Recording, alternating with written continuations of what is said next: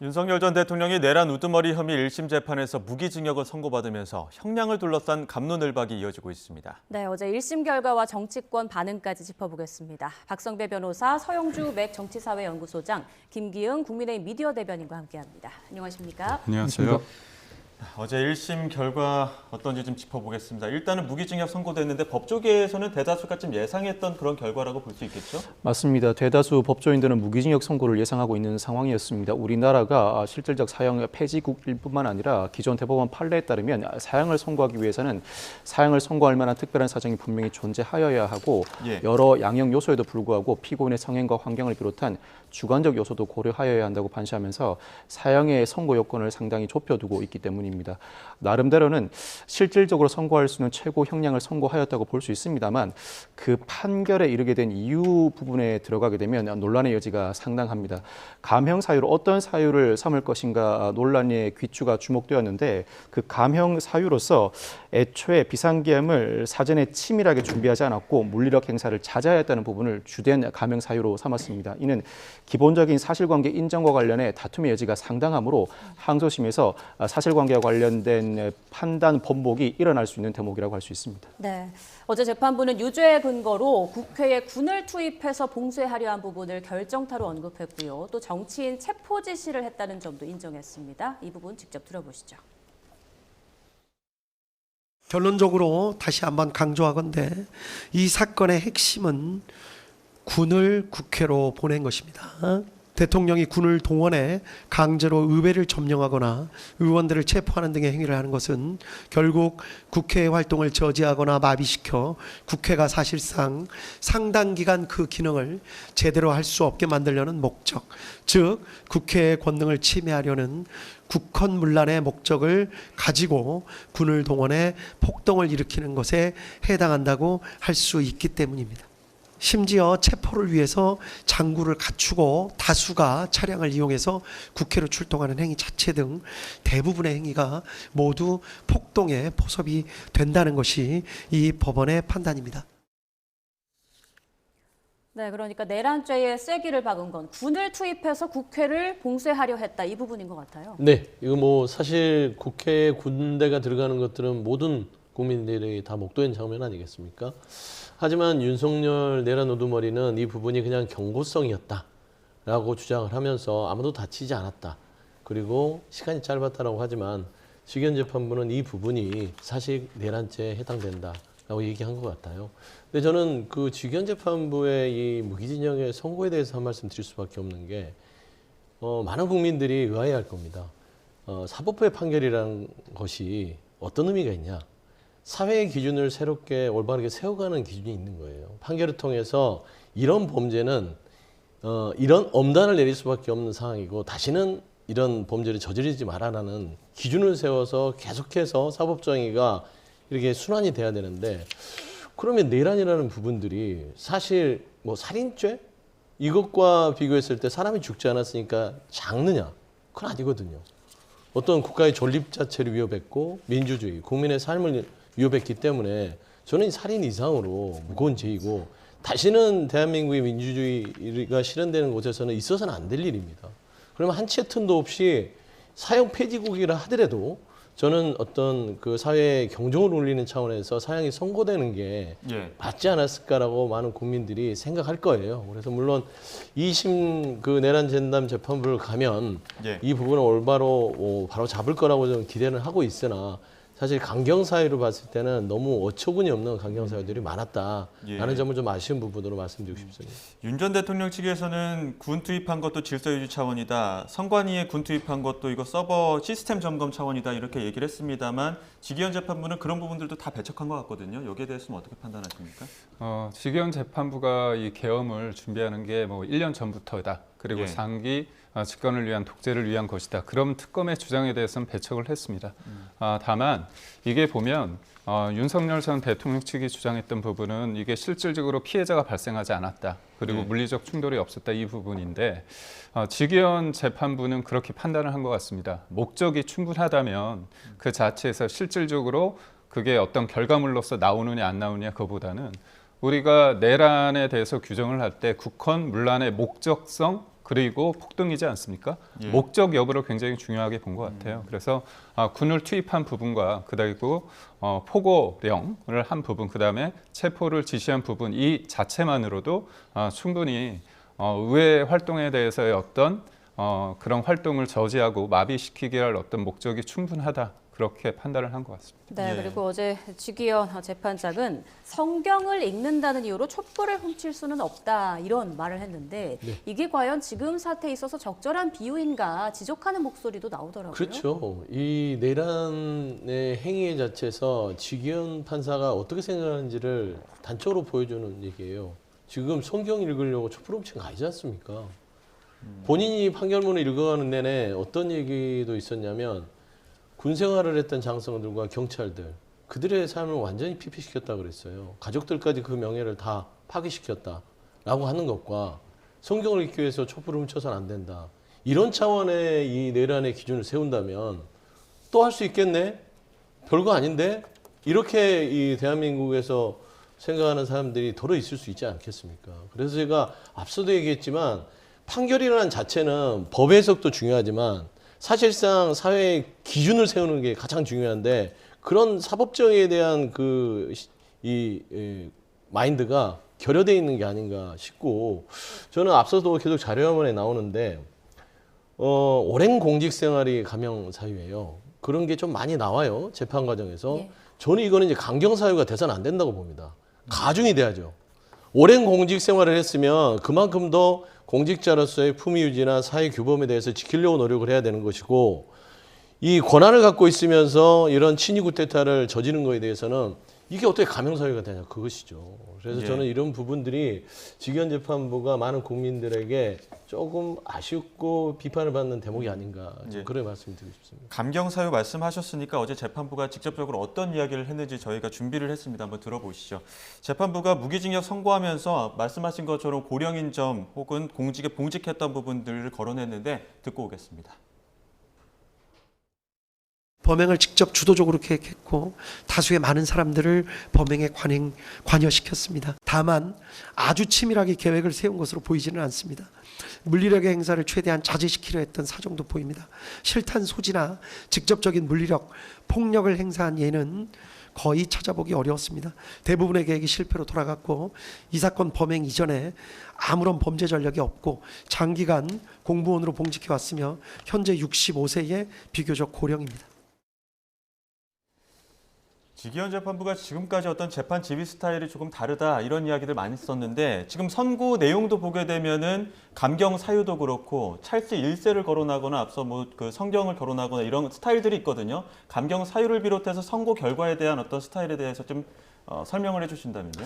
비교적 피고인의 방어권을 폭넓게 보장해 온 재판이었고 여타 형사재판 재판부와 다르게 재판 진행 과정에서 가벼운 농담도 쉽게 던지는 경향이 있었습니다.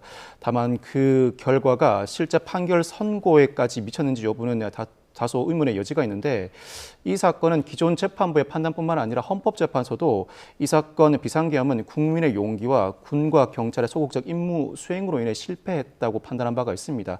그런데 어제 재판부의 판시 내용에 비춰보면 기본적으로는 내란죄에 포섭될 만한 사실관계 전반을 인정하면서도 비상계엄 선포에 이르게 된 배경과 관련해서는 실패해도 무방하다는 의사로 비상계엄을 선포했다고 읽힐 만한 대목이 존재합니다. 즉 성공하려 하였으나 실패하였다는 취지가 아니라 실패해도 무방하다는 의사로 비상계엄을 선포하였고 평소에 윤 전 대통령이 자신의 의도대로 국정을 수행할 수 없다는 사정에 대한 답답함을 토로하다가 비상계엄 선포 이틀 전에 감사원장에 대한 국회의 탄핵소추 의결에까지 이르자 힘으로 국회를 제압하기로 마음먹었다는 취지로 판시했습니다. 이를 극단적으로 해석하면 우발적으로 비상계엄을 선포했다는 해석에도 이를 수 있는데 이와 관련해서는 특검이 도저히 받아들일 수 없는 해석으로 보이고 항소심에서 치열하게 다투어질 전망이 보입니다.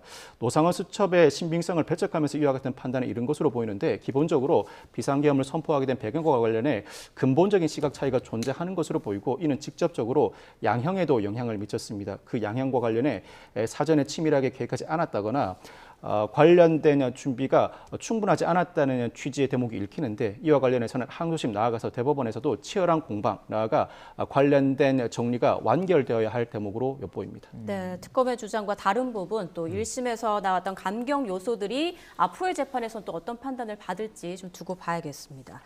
자, 이렇게 전직 대통령이 내란 우두머리 혐의로 유죄 판결을 받은 건 30년 전 전두환 씨에 이어서 윤 전 대통령이 헌정사상 두 번째인데요. 같은 혐의인데도 1심 선고에서 사형과 무기징역으로 다른 판단이 나오지 않았습니까? 이 부분의 결정적인 요인은 뭐라고 보세요? 아무래도 12.12 군사 반란과 5.18 내란 같은 경우는 인명피해가 있었습니다. 그리고 계엄이란 것이 1년 이상 지속이 됐습니다. 거기에서 인권 피해도 있었고요. 앞서 우리 변호사께서 말씀하신 부분 중에서 지금 어떻게 보면 윤석열 당시 대통령에 대해서 지금의 지기현 재판부가 조금 그때 상황을 인정한 거 아니냐 그런 말씀을 하셨는데요. 이건 지기현 판사뿐만이 아니라 헌재에서 윤석열 당시 대통령을 파면시킬 때 결정문에도 그렇게 나와 있습니다. 뭐냐면 이게 뜬금없이 갑자기 윤석열 전 대통령이 장기 집권이나 아니면 뜬금포로 화가 나서 계엄을 한 게 아니고요. 그때 법 위반의 의혹에 근거해 탄핵 심판 제도를 오로지 정부에 대한 정치적 압박 수단으로 이용한 것은 탄핵 심판 제도의 본래적 취지에 부합한다고 볼 수 없다. 그래서 20여 차례에 걸친 야당의 그 당시 야당인 민주당의 탄핵에 대해서 엄중하게 경고를 했습니다. 그리고 그 당시 대통령이 수립한 주요 정책들은 당시 민주당 야당의 반대로 실행될 수 없었고 야당은 정부가 반대하는 법률안들을 일방적으로 통과시켜 대통령의 제의 요구와 국회의 법률안 의결이 반복되기도 했다. 그 과정에서 대통령이 야당의 전횡으로 국정이 마비되고 국익이 현저히 저해해 가고 있다는 인식에 이를 어떻게든 타개해야 한다는 막중한 책임감을 느끼게 됐을 것이라 판단까지 했습니다. 그러니까 결국 지금의 윤석열 전 대통령과 전두환 전 대통령과의 그 차이점은 왜 계엄을 하게 됐느냐. 계엄을 제가 정당화도 말한 게 아닙니다. 이런 갈등과 이런 여러 가지 야당의 끊임없는 탄핵에도 불구하고 정치적으로 풀어야 된다는 헌재의 어떤 결정에 대해서 존중을 하고요. 다만 그렇기 때문에 지기현 판사나 그 당시에 헌재에서도 윤석열 전 대통령의 어떤 그때의 상황에 대해서 이렇게 판단을 한 게 아닌가 싶습니다. 네, 지금 말씀 중에 국민의힘 장동혁 대표가 윤 전 대통령 선고 이후에 직접 입장을 발표할 것으로 보입니다. 현장 가보겠습니다. 1심 판결이 있었습니다. 윤석열 전 대통령에게 무기징역이 선고되었습니다. 안타깝고 참담합니다. 국민의힘은 줄곧 계엄이 곧 내란은 아니라는 입장을 분명히 해왔습니다. 내란죄에 대한 공수처의 수사가 위법하다는 점도 일관되게 지적해왔습니다.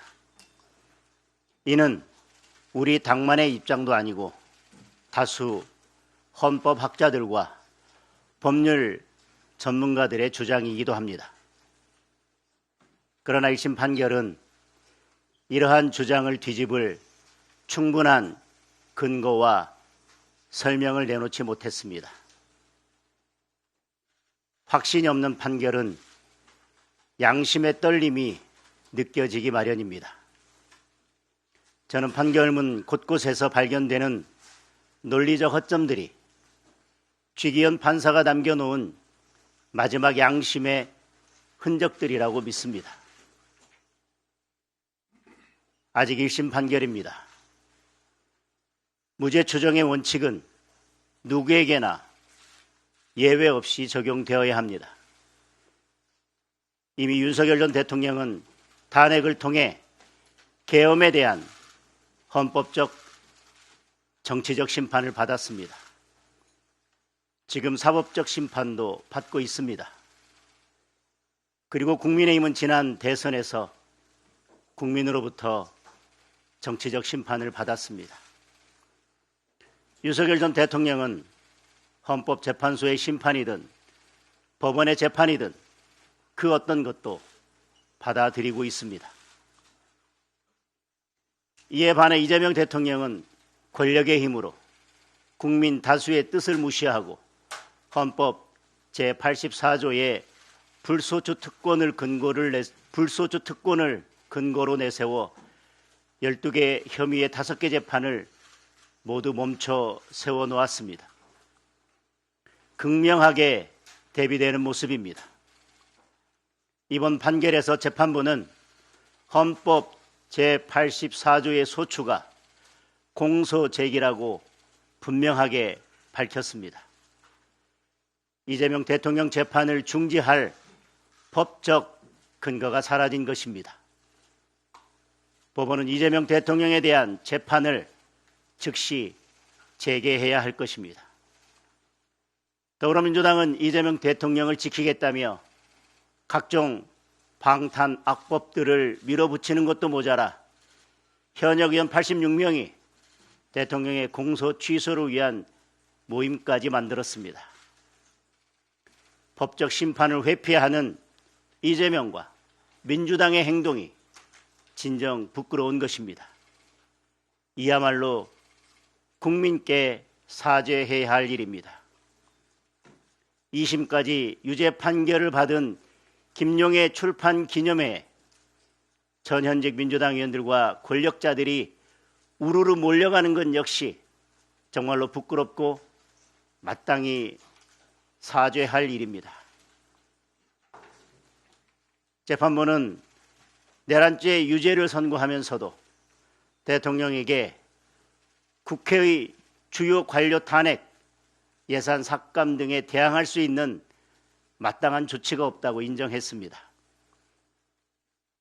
헌법에 외피를 쓰고 행정부를 마비시킨 민주당의 행위는 위력으로 국가기관의 활동을 무력화한다는 점에서 내란과 크게 다르지 않습니다.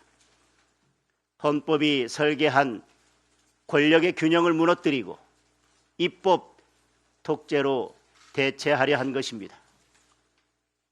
이제 민주당은 행정부와 입법부를 모두 장악하고 사법부까지 지배하려 하고 있습니다. 입법 독재로 소리 없는 내란을 계속했던 민주당의 책임을 국민들께서 엄중히 심판해 주셔야 합니다. 당원 동지 여러분, 말이 아니라 행동으로, 결과로 책임지는 정치, 그것이 보수입니다. 위기 때 책임을 나누어 지는 것이 보수의 품격입니다. 무도한 특검이 무리하게 기소했던 사건들이 줄줄이 무죄가 선고되고 있는데도 이에 대해 아무 말도 못하는 것, 이것이 보수의 품격은 아닐 것입니다. 책임을 회피하는 상대방 앞에서 책임을 질 줄 아는 우리가 스스로 움츠러들 이유가 없습니다.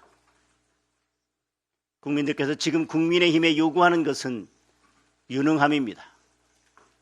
강한 국민의힘, 변화하고 혁신하는 국민의힘입니다. 당원들께서 국민의힘에 요구하는 것은 당당함입니다. 진정한 덧셈 정치는 서로 다른 생각들을 모아 한 목소리를 내는 것입니다. 각자의 선 곳은 달라도 같은 방향을 향해 목소리를 더하고 곱하는 것입니다. 우리는 이미 여러 차례 사과와 절연에 대한 입장을 발표했고 그에 따른 변화와 혁신의 노력도 지속하고 있습니다. 그럼에도 불구하고 사과와 절연의 주장을 반복하는 것은 분열의 씨앗을 뿌리는 일입니다. 그리고 분열은 최악의 무능입니다. 자신들의 이익을 위해 대통령의 이름을 이용하는 세력, 대통령과의 절연을 앞세워 당을 갈라치게 하는 세력, 단호하게 절연해야 할 대상은 오히려 이들입니다. 정작 지금 국민의힘이 놓치고 있는 것은 우리의 역할입니다. 헌법 질서 파괴와 법치 파괴를 어떻게 막아낼 것인가? 이재명 정권의 신독재 광풍으로부터 대한민국의 자유민주주의를 어떻게 지켜낼 것인가? 국민의 소중한 한 표 한 표를 지키기 위해 선거 시스템을 어떻게 바꿀 것인가? 국민은 지금 우리 당의 역할을 묻고 있습니다. 비록 목소리가 조금 거칠고 하나로 모아져 있지 않다 해도 우리와 다른 주장을 하는 분들의 목소리 역시 무조건 무시해서는 안 될 것입니다. 자세히 들여다보면 우리가 놓치고 있는 부분을 찾을 수도 있습니다. 저들은 반미 친중 세력과 손을 잡고 김어준의 가짜뉴스도 자기 편으로 삼고 심지어 극렬 주사파까지 끌어들여 힘을 키워왔습니다. 설령 우리와 조금 다르다 해도 다양한 목소리와 에너지를 좋은 그릇에 담아내는 것이 국민의 힘이 해야 할 역할일 것입니다. 그것이 진정한 덧셈 정치 외연 확장입니다. 네, 어제 선고 이후에 절연을 요구하는 목소리가 많았었는데 장동혁 대표 여러 이야기를 했습니다만 일단 절연과 관련해서는 오히려 분열의 씨앗이다. 그러니까 절연에 대해서는 거부하는 입장인 거죠? 내용을 쭉 들어보니까 뭐 동문서답하는 것 같아요. 질문은 윤석열 내란 우두머리 무기징역 선고에 대한 입장을 밝히라고 했는데 일단은 윤석열은 무죄다라고 얘기한 것 같아요. 왜 그러냐면 내용 자체가 조금 확신 없는 판결이고 그다음에 어떤 무죄의 취지로 뭐 볼 수 있을 만한 이런 선언문들이 보였다라는 거라서 저는 윤석열은 무죄라고 주장하는 거라서 결국은 윤호갱을 다시 확인하는 것이고 그다음에 절연하는 세력이 절연을 요구하는 세력이 그게 분열을 조장하는 사람들이다. 그들과 절연해야 된다라고 하는 것은 결국에는 친한계 의원들 얘기를 또 하는 것 같아요. 그다음에 이재명 대통령과 지금 민주당에 대해서 또 다시 재탕 삼탕 얘기를 하는데 지금 이 재판이 멈춰 있는 부분을 끄집어내서 결국에는 윤석열 무기징역에 대한 선고를 대응하겠다라는 어떤 전체적인 흐름인데 저는 개인적으로 생각했을 때 선포자 선언을 한 것 같아요. 수포자 아시죠? 선거 포기입니까? 선거 포기자. 그렇죠. 수능 포기자는 제가 봤어도 정치한 사람들이 선거 포기하는 건 잘 못 봤거든요. 근데 오늘 장동혁 대표의 오늘 기자회견은 오늘부로 선포자를 선언한 것이다. 좀 그렇게 말씀드리고 싶습니다. 네, 앞서 송원석 원내대표가 우리 당이 배출한 전직 대통령의 유죄 판결에 책임을 통감한다 이렇게 밝혔고 이런 메시지를 낸 것에 대해서 장동혁 대표가 인지하고 있었기 때문에 좀 톤이 달라지지 않을까 하는 일각의 기대도 있었거든요. 어떻게 들으셨습니까? 1심 판결에 대해서 지금까지의 갈등 양상에 대해서 한 차례 정리하고 가느냐 아니면 1심 판결에 대해서 지금은 1심이기 때문에 무죄 추재 원칙을 보면서 앞으로의 상황을 보느냐 그 관점인 것 같습니다. 우선 윤석열 전 대통령이 파면이 됐습니다. 파면이 됐을 때 헌재 결정에 대해서 장동혁 대표뿐만이 아니라 모든 사람들이 헌재 결정에 대해서 받아들였습니다. 그러면 탄핵에 대한 입장은 정리가 된 거고요. 그리고 또 무엇보다도 장동혁 대표가 지난해 12월 19일 날 당원들 앞에서 충북 도당 교육을 하는 장소에서 이런 얘기를 했습니다. 내가 개헌 관련해서 해제 표결을 했고 그 당시에 17명과 같이 했다. 그리고 본회의장에 90명이 들어오지 못했지만 90명이 들어왔다면 나와 같은 선택을 할 거다 얘기를 했습니다. 그건 무슨 말입니까? 개헌에 대해 반대한다 명시적으로 얘기를 한 거고요. 동의할 수 없다는 거죠.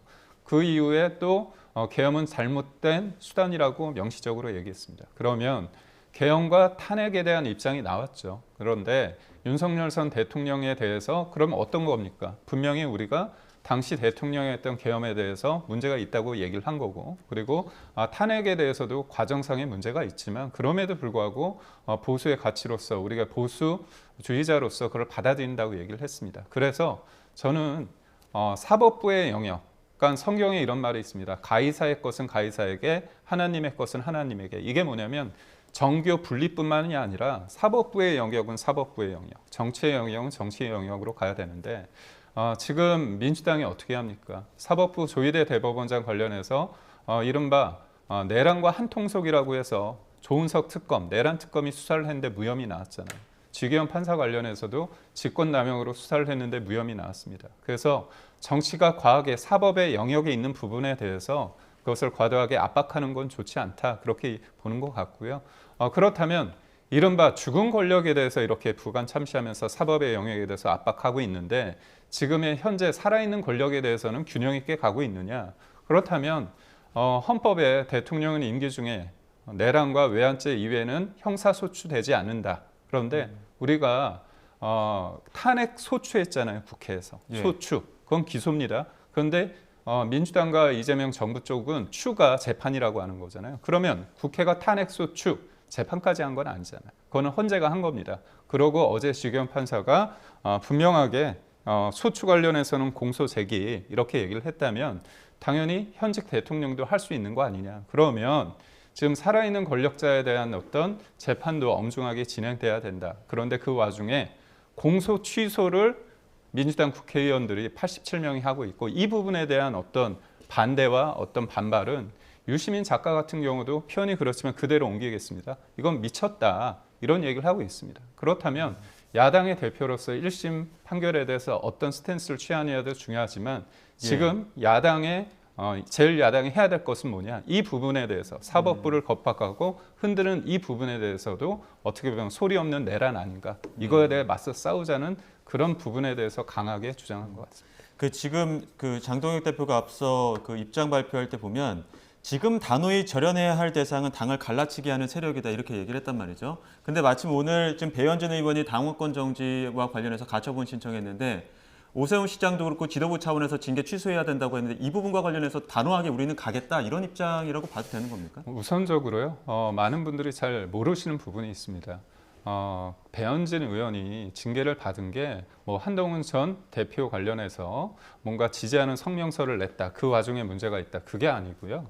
어떻게 보면 아동이죠. 미성년자가 올린 사진입니다. 근데 그 사진은 뭐냐면 본인의 페이스북에 누군가 이제 조금 비판하는 댓글을 달았는데 그거를 일종의 그 당사자의 자녀로 비춰지는 손녀로 비춰지는 분을 올린 거거든요. 그렇다면 이 부분에 있어서는 일종의 아동 학대일 수 있고 문제가 있기 때문에 그거에 대해서 문제 제기를 했고 또 하나는 2주 전에 배현진 의원께서 사이버 괴롭힘 방지법이란 걸 내셨습니다. 그렇다면 본인의 어떤 입법 상황과 그 행위는 굉장히 모순되지 않습니까?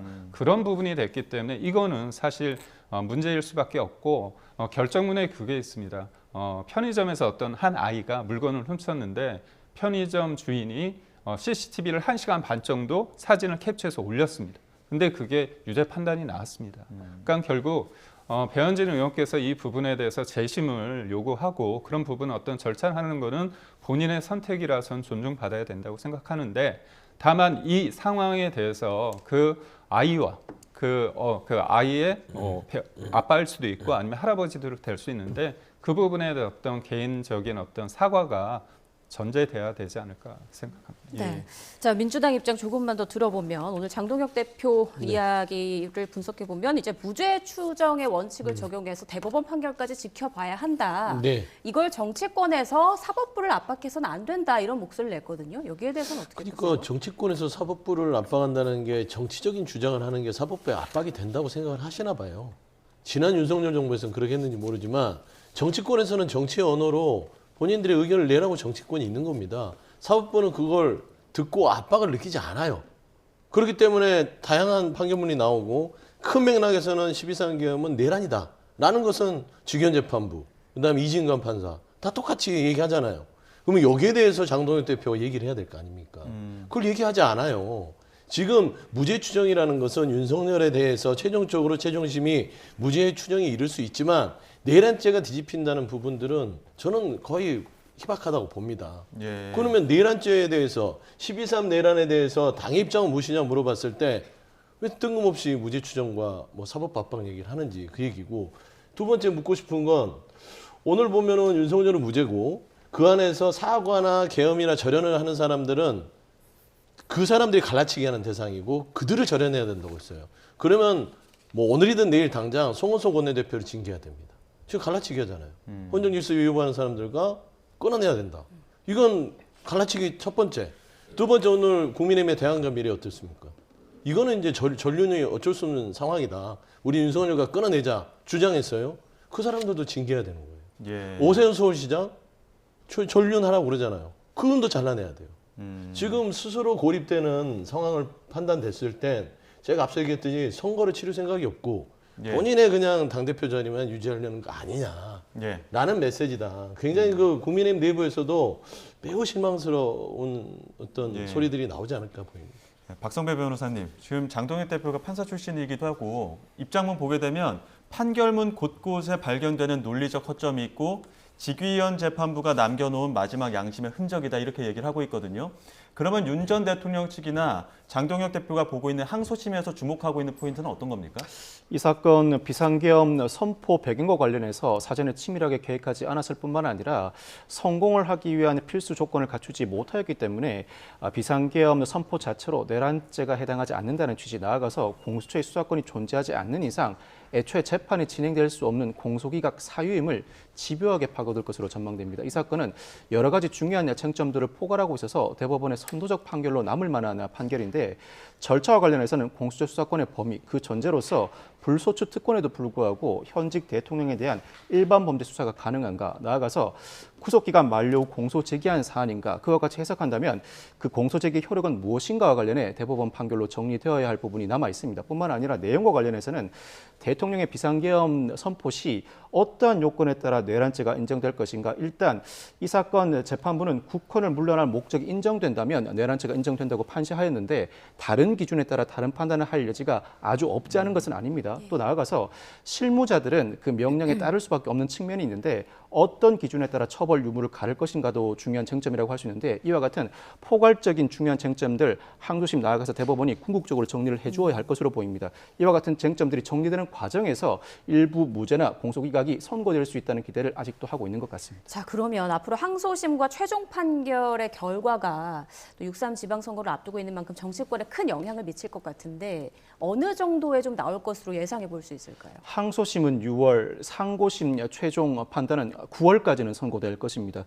내란 전담 재판부가 출범하였을 뿐만 아니라 내란 특검법에 따라서 2심과 3심은 전심 판결 선고일로부터 3개월 이내에 판결을 선고하여야 한다고 규정하고 있고 이와 같은 규정은 여타 법률에도 존재하여 왔지만 특히 내란 특검법의 해석과 관련해서는 사실상 강행 규정으로 해석하고 있습니다.